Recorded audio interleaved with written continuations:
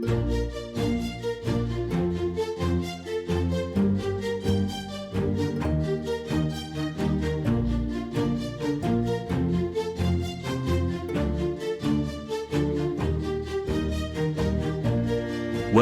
to Timeless Tales, where we explore the greatest stories ever written. I'm your host, James, and today we're stepping into the future according to the imagination of Jules Verne.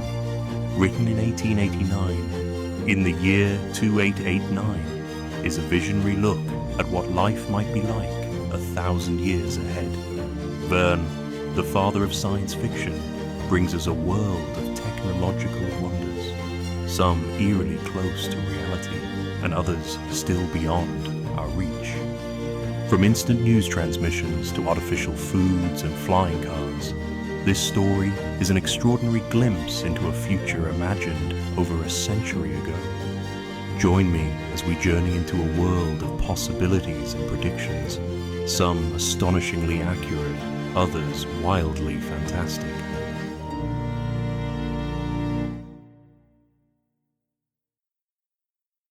In the year 2889, little though they seem to think of it, the people of this 29th century live continually in fairyland. Surfeited as they are with marvels, they are indifferent in presence of each new marvel. To them all seems natural. Could they but duly appreciate the refinements of civilization in our day? Could they but compare the present with the past, and so better comprehend the advance we have made?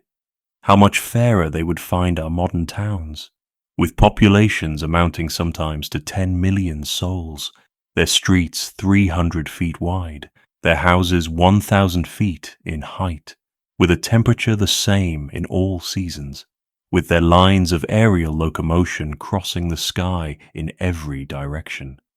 If they would but picture to themselves the state of things that once existed, when through muddy streets rumbling boxes on wheels drawn by horses, yes, by horses, were the only means of conveyance. Think of the railroads of the olden time, and you will be able to appreciate the pneumatic tubes through which today one travels at the rate of 1,000 miles an hour. Would not our contemporaries prize the telephone and the telephone more highly if they had not forgotten the telegraph? Singularly enough, all these transformations rest upon principles which were perfectly familiar to our remote ancestors, but which they disregarded. Heat, for instance, is as ancient as man himself. Electricity was known 3,000 years ago, and steam 1,100 years ago. Nay, so early as 10 centuries ago it was known that the differences between the several chemical and physical forces depend on the mode of vibration of the etheric particles, which is for each specifically different. When at last the kinship of all these forces was discovered, it is simply astounding that 500 years should still have to elapse before men could analyze and describe the several modes of vibration that constitute these differences. Above all, it is singular that the mode of reproducing these forces directly from one another, and of reproducing one without the others, should have remained undiscovered till less than 100 years ago. Nevertheless, such was the course of events, for it was not till the year 2792 that the famous Oswald Nier made this great discovery. Truly was he a great benefactor of the human race. His admirable discovery led to many another. Hence is sprung a pleiad of inventors, its brightest star being our great Joseph Jackson. To Jackson we are indebted for those wonderful instruments, the new accumulators. Some of these absorb and condense the living force contained in the sun's rays, others the electricity stored in our globe, others again the energy coming from whatever source, as a waterfall, a stream, the winds, etc. He too, it was that invented the transformer, a more wonderful contrivance still, which takes the living force from the accumulator, and, on the simple pressure of a button, gives it back to space in whatever form may be desired, whether as heat, light, electricity, or mechanical force, after having first obtained from it the work required. From the day when these two instruments were contrived is to be dated the era of true progress. They have put into the hands of man a power that is almost infinite. As for their applications, they are numberless, mitigating the rigors of winter by giving back to the atmosphere the surplus heat stored up during the summer. They have revolutionized agriculture. By supplying motive power for aerial navigation, they have given to commerce a mighty impetus. To them, we are indebted for the continuous production of electricity without batteries or dynamos, of light without combustion or incandescence, and for an unfailing supply of mechanical energy for all the needs of industry. Yes, all these wonders have been wrought by the accumulator and the transformer, and can we not to them also trace, indirectly, this latest wonder of all, the great Earth Chronicle building in 253rd Avenue, which was dedicated the other day? If George Washington Smith, the founder of the Manhattan Chronicle, should come back to life today, what would he think were he to be told that this palace of marble and gold belongs to his remote descendant, Fritz Napoleon Smith, who, after 30 generations have come and gone, is owner of the same newspaper which his ancestor established? For George Washington Smith's newspaper has lived generation after generation, now passing out of the family, anon coming back to it. When, 200 years ago, the political center of the United States was transferred from Washington to Centropolis, the newspaper followed the government and assumed the name of Earth Chronicle. Unfortunately, it was unable to maintain itself at the high level of its name. Pressed on all sides by rival journals of a more modern type, it was continually in danger of collapse.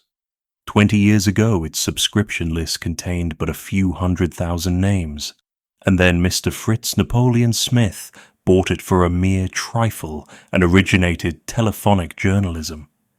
Everyone is familiar with Fritz Napoleon Smith's system, a system made possible by the enormous development of telephony during the last 100 years.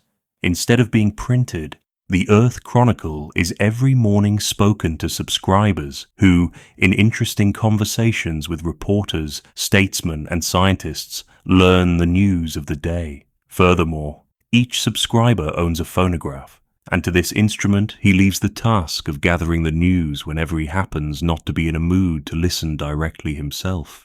As for purchasers of single copies, they can, at a very trifling cost, learn all that is in the paper of the day at any of the innumerable phonographs set up nearly everywhere. Fritz Napoleon Smith's innovation galvanized the old newspaper. In the course of a few years, the number of subscribers grew to be 80 million, and Smith's wealth went on growing, till now it reaches the almost unimaginable figure of $10 billion. This lucky hit has enabled him to erect his new building, a vast edifice with 4 facades, each 3,250 feet in length, over which proudly floats the 100-starred flag of the Union. Thanks to the same lucky hit, he is today king of newspaperdom. Indeed, he would be king of all the Americans too, if Americans could ever accept a king. You do not believe it?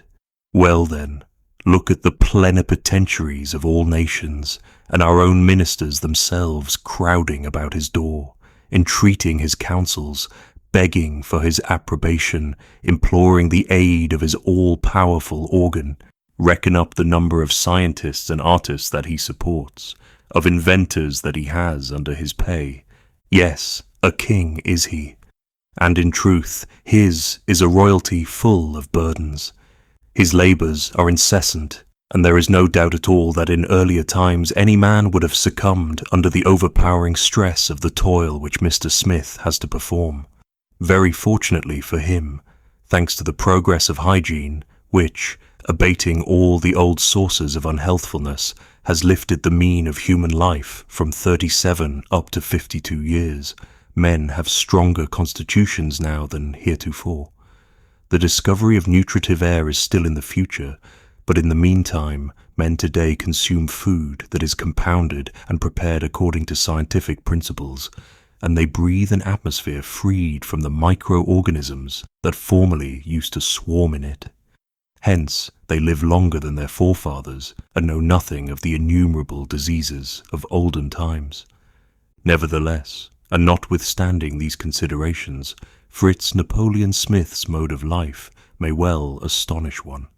His iron constitution is taxed to the utmost by the heavy strain that is put upon it. Vain the attempt to estimate the amount of labor he undergoes. An example alone can give an idea of it. Let us then go about with him for one day, as he attends to his multifarious concernments. What day? That matters little. It is the same every day. Let us then take at random September 25th of this present year, 2889. This morning, Mr. Fritz Napoleon Smith awoke in very bad humor. His wife having left for France 8 days ago, he was feeling disconsolate. Incredible though it seems, in all the 10 years since their marriage, this is the first time that Mrs. Edith Smith, the professional beauty, has been so long absent from home. 2 or 3 days usually suffice for her frequent trips to Europe. The first thing that Mr. Smith does is to connect his phono-telephote, the wires of which communicate with his Paris mansion. The telephote. Here is another of the great triumphs of science in our time. The transmission of speech is an old story. The transmission of images by means of sensitive mirrors connected by wires is a thing but of yesterday. A valuable invention indeed, and Mr. Smith this morning was not niggard of blessings for the inventor, when by its aid he was able distinctly to see his wife, notwithstanding the distance that separated him from her. Mrs. Smith, weary after the ball or the visit to the theatre the preceding night, is still abed, though it is near noontide at Paris. She is asleep, her head sunk in the lace-covered pillows. What? She stirs? Her lips move. She is dreaming, perhaps? Yes, dreaming. She is talking, pronouncing a name, his name, Fritz. The delightful vision gave a happier turn to Mr. Smith's thoughts, and now, at the call of imperative duty, light-hearted he springs from his bed and enters his mechanical dresser. 2 minutes later the machine deposited him all dressed at the threshold of his office. The round of journalistic work was now begun. First he enters the hall of the novel writers, a vast apartment crowned with an enormous transparent cupola. In one corner is a telephone, through which 100 Earth Chronicle litterateurs in turn recount to the public in daily installments 100 novels, addressing one of these authors who was waiting his turn. Capital, capital, my dear fellow, said he, your last story. The scene where the village maid discusses interesting philosophical problems with her lover shows your very acute power of observation. Never have the ways of country folk been better portrayed. Keep on, my dear Archibald, keep on. Since yesterday, thanks to you, there is a gain of 5,000 subscribers. Mr. John Last, he began again, turning to a new arrival, I am not so well pleased with your work. Your story is not a picture of life. It lacks the elements of truth. And why? Simply because you run straight on to the end, because you do not analyze. Your heroes do this thing or that from this or that motive, which you assign without ever a thought of dissecting their mental and moral natures. Our feelings, you must remember, are far more complex than all that. In real life, every act is the resultant of 100 thoughts that come and go, and these you must study, each by itself, if you would create a living character. But, you will say, in order to note these fleeting thoughts one must know them, must be able to follow them in their capricious meanderings. Why, any child can do that, as you know. You have simply to make use of hypnotism, electrical or human, which gives one a twofold being, setting free the witness personality so that it may see, understand, and remember the reasons which determine the personality that acts. Just study yourself as you live from day to day, my dear last. Imitate your associate whom I was complimenting a moment ago. Let yourself be hypnotized. What's that? You have tried it already. Not sufficiently, then. Not sufficiently. Mr. Smith continues his round and enters the reporters' hall. Here, 1,500 reporters in their respective places, facing an equal number of telephones, are communicating to the subscribers the news of the world as gathered during the night. The organization of this matchless service has often been described. Besides his telephone, each reporter, as the reader is aware, has in front of him a set of commutators, which enable him to communicate with any desired telephotic line. Thus, the subscribers not only hear the news, but see the occurrences. When an incident is described that is already past, photographs of its main features are transmitted with the narrative, and there is no confusion withal. The reporter's items, just like the different stories and all the other component parts of the journal, are classified automatically according to an ingenious system, and reach the hearer in due succession. Furthermore, the hearers are free to listen only to what specially concerns them. They may at pleasure give attention to one editor and refuse it to another. Mr. Smith next addresses one of the 10 reporters in the astronomical department, a department still in the embryonic stage, but which will yet play an important part in journalism. Well, Cash, what's the news? We have phototelegrams from Mercury, Venus, and Mars. Are those from Mars of any interest? Yes, indeed. There is a revolution in the Central Empire. And what of Jupiter? Asked Mr. Smith. Nothing as yet. We cannot quite understand their signals. Perhaps ours do not reach them. That's bad, exclaimed Mr. Smith as he hurried away, not in the best of humour, toward the hall of the scientific editors. With their heads bent down over their electric computers, 30 scientific men were absorbed in transcendental calculations. The coming of Mr. Smith was like the falling of a bomb among them. Well, gentlemen, what is this I hear? No answer from Jupiter. Is it always to be thus? Come, Cooley, you have been at work now 20 years on this problem, and yet— True enough, replied the man addressed.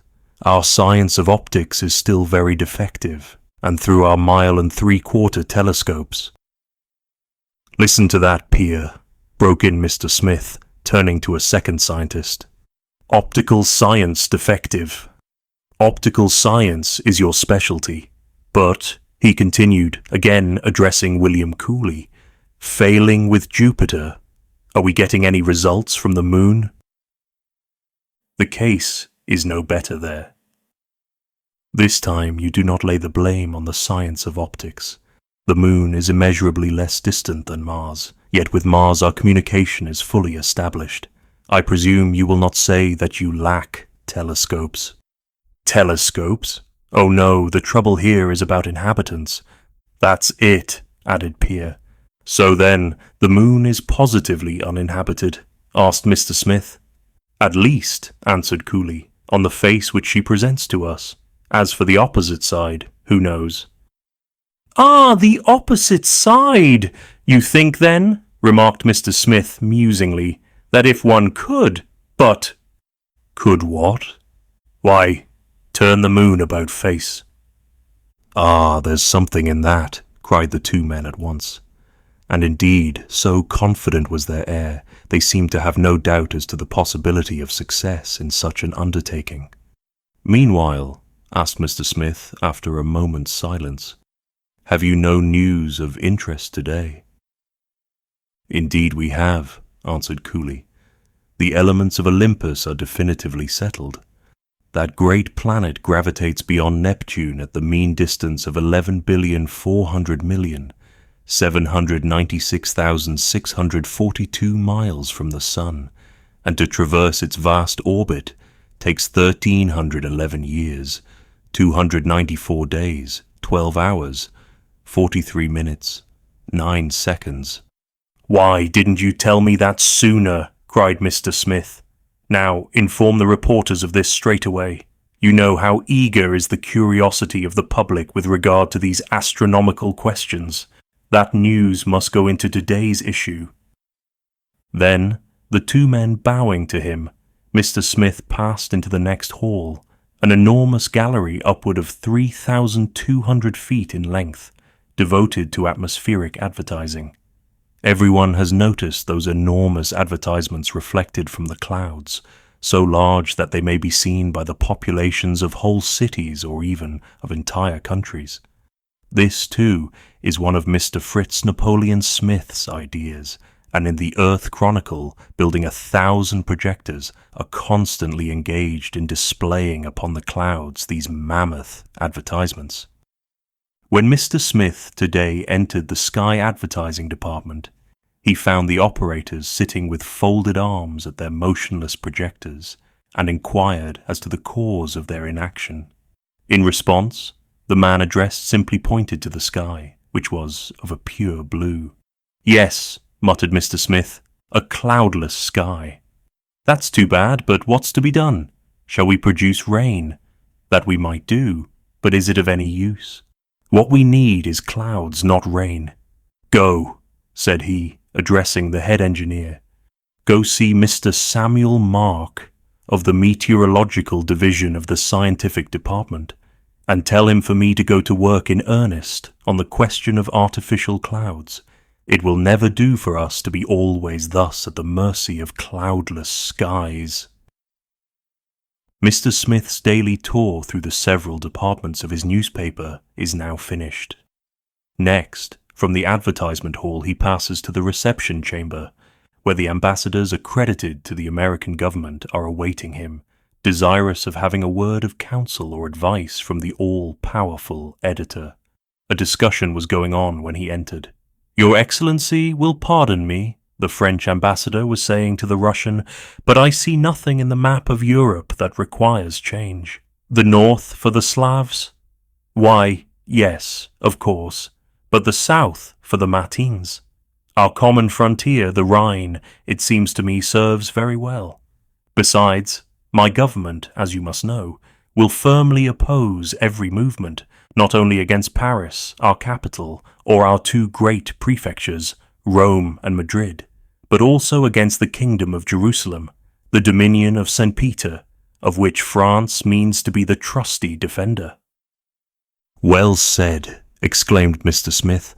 "How is it," he asked, turning to the Russian ambassador, "that you Russians are not content with your vast empire, the most extensive in the world, stretching from the banks of the Rhine to the Celestial Mountains and the Karakoram, whose shores are washed by the frozen ocean, the Atlantic, the Mediterranean, and the Indian Ocean? Then, what is the use of threats? Is war possible in view of modern inventions? Asphyxiating shells capable of being projected a distance of 60 miles, an electric spark of 90 miles, that can at one stroke annihilate a battalion, to say nothing of the plague, the cholera, the yellow fever, that the belligerents might spread among their antagonists mutually, and which would in a few days destroy the greatest armies."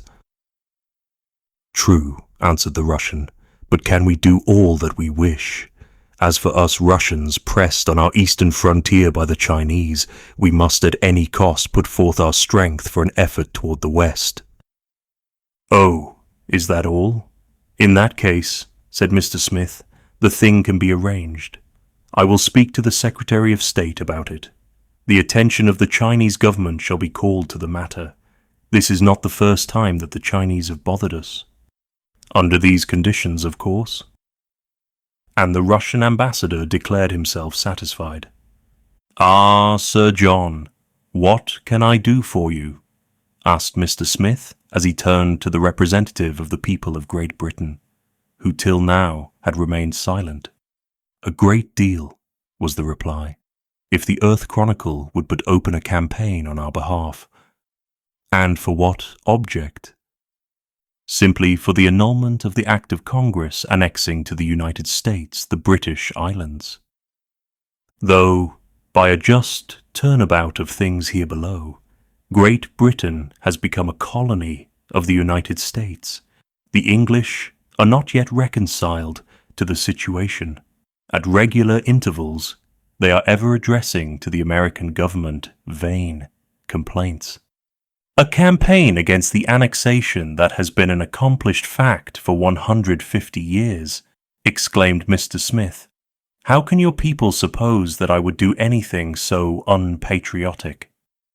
We at home think that your people must now be sated. The Monroe Doctrine is fully applied. The whole of America belongs to the Americans. What more do you want? Besides, we will pay for what we ask. Indeed, answered Mr. Smith without manifesting the slightest irritation. Well, you English will ever be the same. No, no, Sir John, do not count on me for help. Give up our fairest province, Britain. Why not ask France generously to renounce possession of Africa, that magnificent colony, the complete conquest of which cost her the labour of 800 years? You will be well received.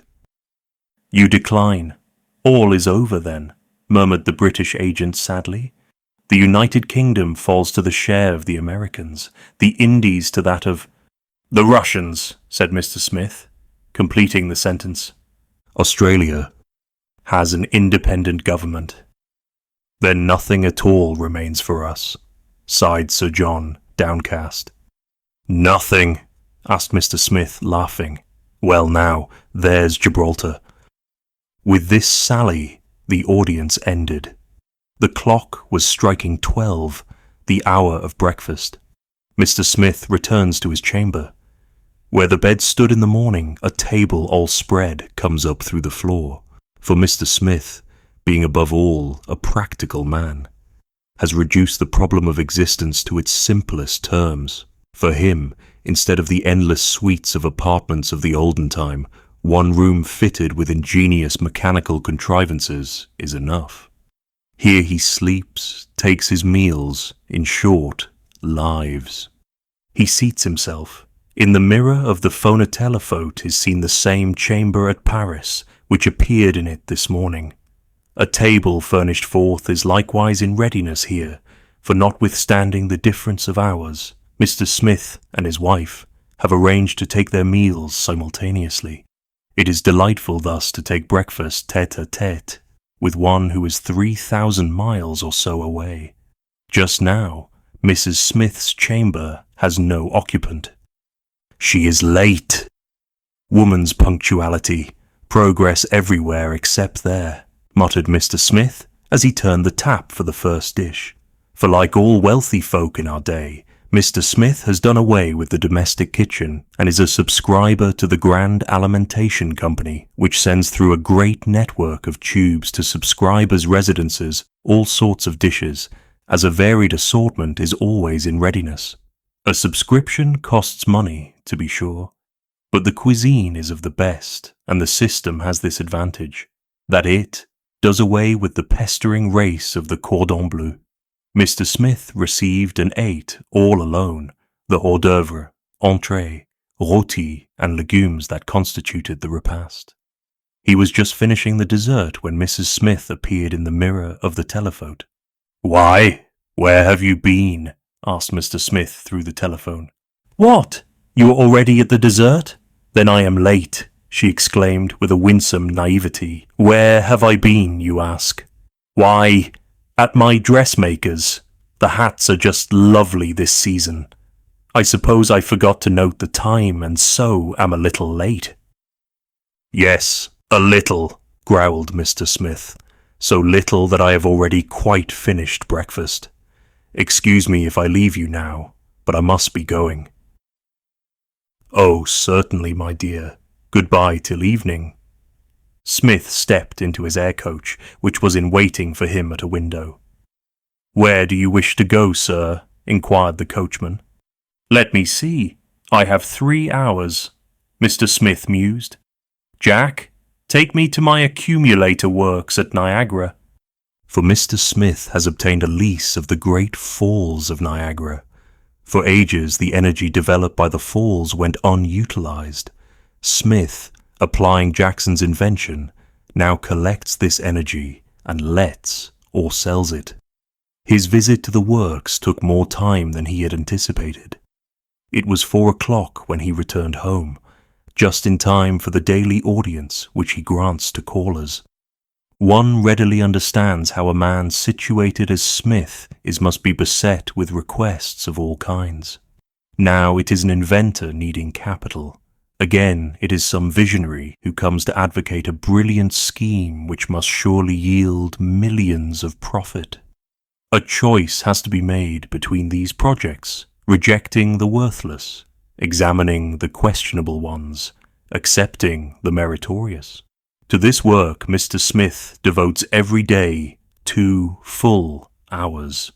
The callers were fewer today than usual, only 12 of them. Of these, 8 had only impracticable schemes to propose. In fact, one of them wanted to revive painting, an art fallen into desuetude owing to the progress made in color photography. Another, a physician, boasted that he had discovered a cure for nasal catarrh. These impracticables were dismissed in short order. Of the 4 projects favorably received, the first was that of a young man whose broad forehead betokened his intellectual power. "Sir, I am a chemist," he began, "and as such, I come to you." "Well, once the elementary bodies," said the young chemist, "were held to be 62 in number. 100 years ago they were reduced to 10.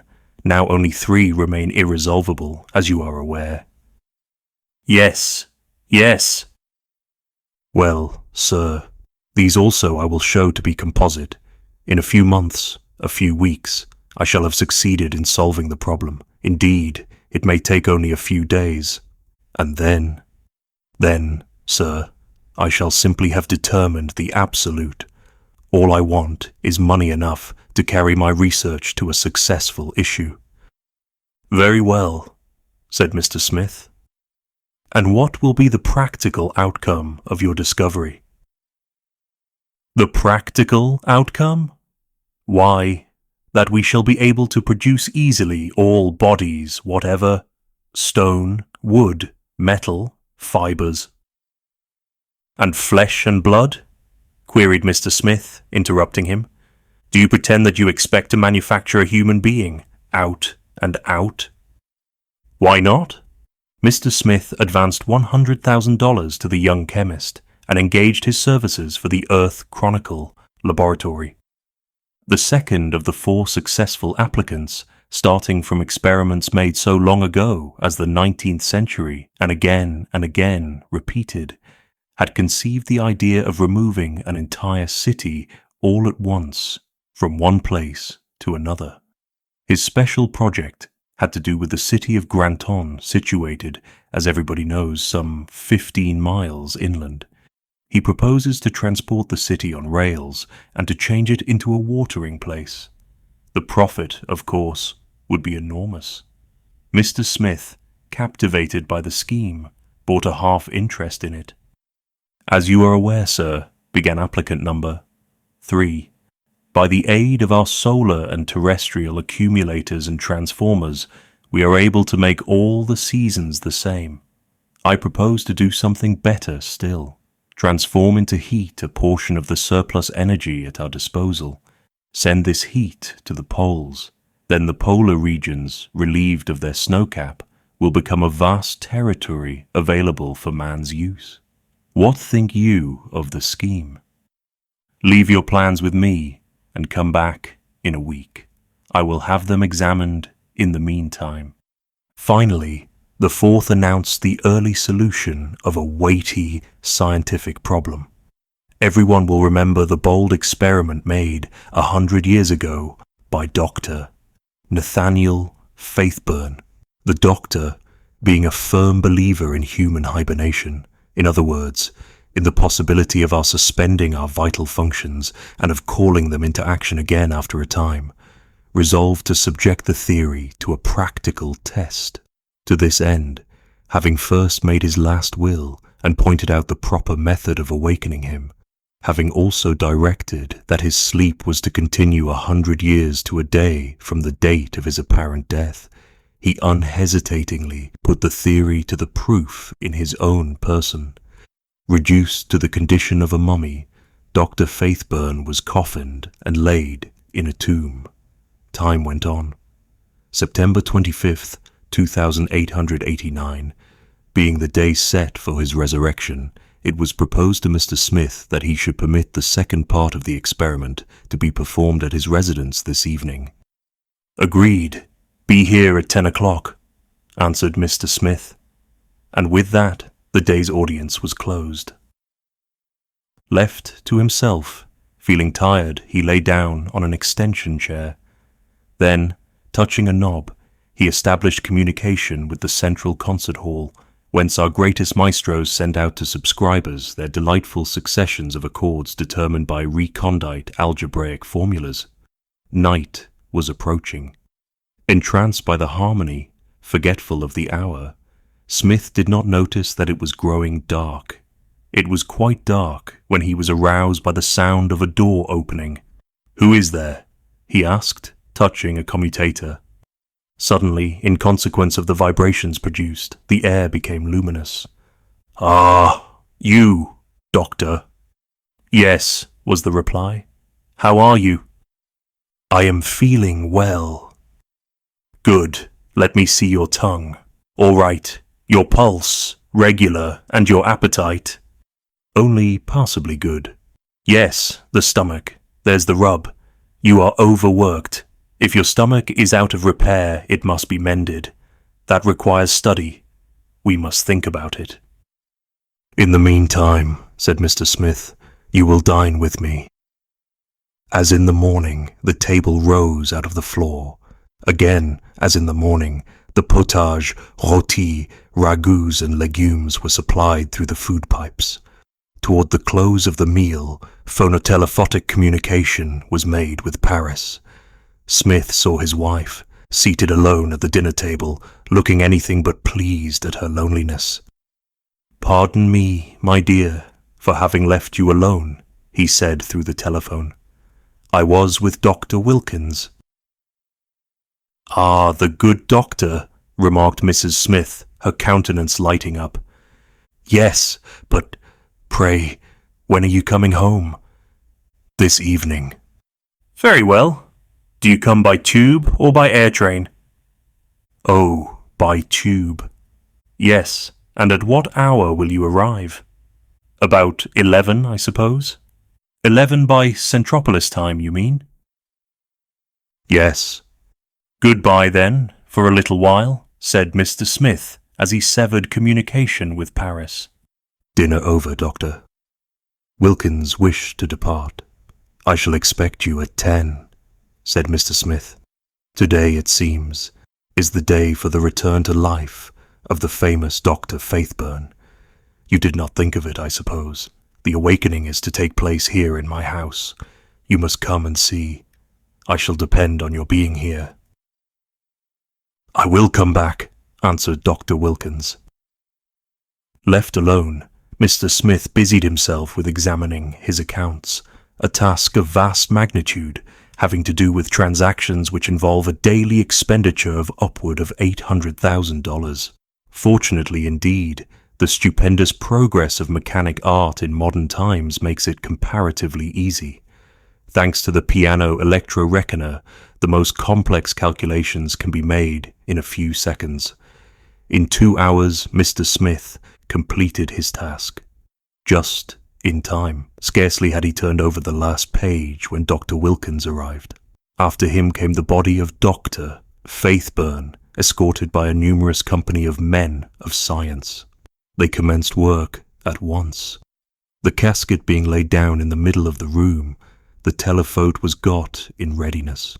The outer world, already notified, was anxiously expectant, for the whole world could be eyewitnesses of the performance. A reporter, meanwhile, like the chorus in the ancient drama, explaining it all viva voce through the telephone. "They are opening the casket," he explained. "Now they are taking Faithburn out of it. A veritable mummy, yellow, hard, and dry. Strike the body and it resounds like a block of wood. They are now applying heat, now electricity. No result. These experiments are suspended for a moment while Dr. Wilkins makes an examination of the body. Dr. Wilkins, rising, declares the man to be dead." "Dead!" exclaims everyone present. "Yes," answers Dr. Wilkins, "dead." "And how long has he been dead?" Dr. Wilkins makes another examination. 100 years, he replies. The case stood just as the reporter said. Faithburn was dead, quite certainly dead. "Here is a method that needs improvement," remarked Mr. Smith to Dr. Wilkins, as the Scientific Committee on Hibernation bore the casket out. "So much for that experiment. But if poor Faithburn is dead, at least he is sleeping," he continued. "I wish I could get some sleep. I am tired out, Doctor, quite tired out. Do you not think that a bath would refresh me?" "Certainly, but you must wrap yourself up well before you go out into the hallway. You must not expose yourself to cold." "Hallway? Why, Doctor, as you well know, everything is done by machinery here. It is not for me to go to the bath. The bath will come to me. Just look." And he pressed a button. After a few seconds, a faint rumbling was heard, which grew louder and louder. Suddenly the door opened, and the tub appeared. Such, for this year of grace 2889, is the history of one day in the life of the editor of the Earth Chronicle. And the history of that one day is the history of 365 days every year, except leap years, and then of 366 days, for as yet no means has been found of increasing the length of the terrestrial year.